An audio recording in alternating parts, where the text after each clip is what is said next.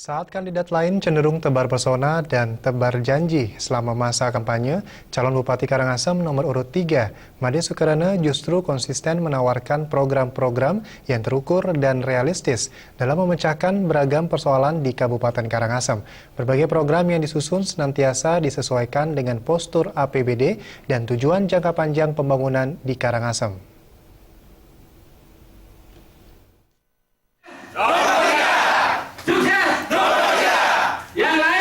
Saat bersima-krama dengan perwakilan dari 125 Dadya Pasek Kecamatan Rendang di rumah tokoh masyarakat Desa Rendang Gede Kertiase di lingkungan Banjar Dangin Peken Desa Rendang, calon Bupati Karangasem nomor urut 3 Made Sukarana secara lugas memaparkan permasalahan pokok di Karangasem serta menyusun program yang terukur dan realistis dalam memecahkan permasalahan tersebut.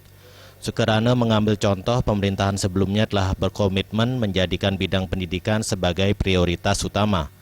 Hal ini dibuktikan dengan alokasi dana APBD yang diserap sektor pendidikan mencapai 45%. Anggaran sebesar itu diharapkan mampu menekan angka anak putus sekolah di Karangasem.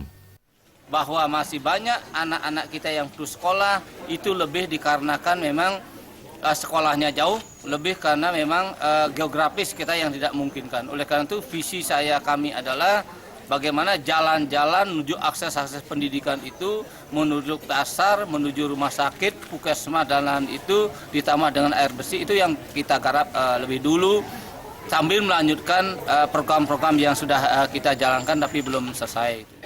Selain bidang pendidikan, calon Bupati Karangasem nomor urut 3 Made Sukarana berkomitmen terhadap peningkatan kesejahteraan aparat desa hingga kepala dusun secara merata, tanpa keberpihakan atau menimbulkan kecemburuan salah satu pihak. Bahwa kalau PAD kita akan naik, tentu nafkahnya kita akan naikkan. Bersamaan sebab kan tidak hanya kepala dusun, di sana kan ada kepala desa juga harus kita naikkan.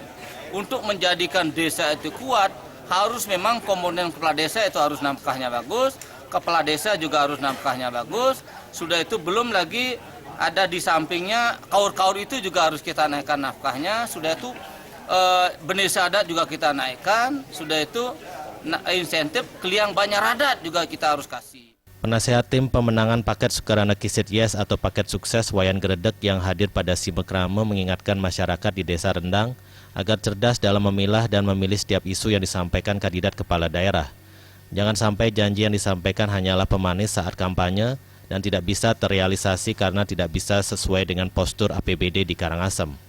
Mungkin makin paham, mungkin akhir janji-janji sekali makin menjanjikan orang yang tidak mungkin, gitu, yang tidak mungkin. Gitu. Tapi malah yang biasa kali aturan itu yang postur APBD itu. Simekrama paket sukses di Desa Rendang juga dihadiri Ketua Tim Pemenangan Paket Sukses Nengah Sumardi, anggota fraksi Partai Golkar DPRD Bali Niputu Yuli Artini, anggota fraksi Golkar DPRD Karangasem Inyoman Rene, dan sejumlah kepala dusun di Desa Rendang. Alit Sidi, Bali TV.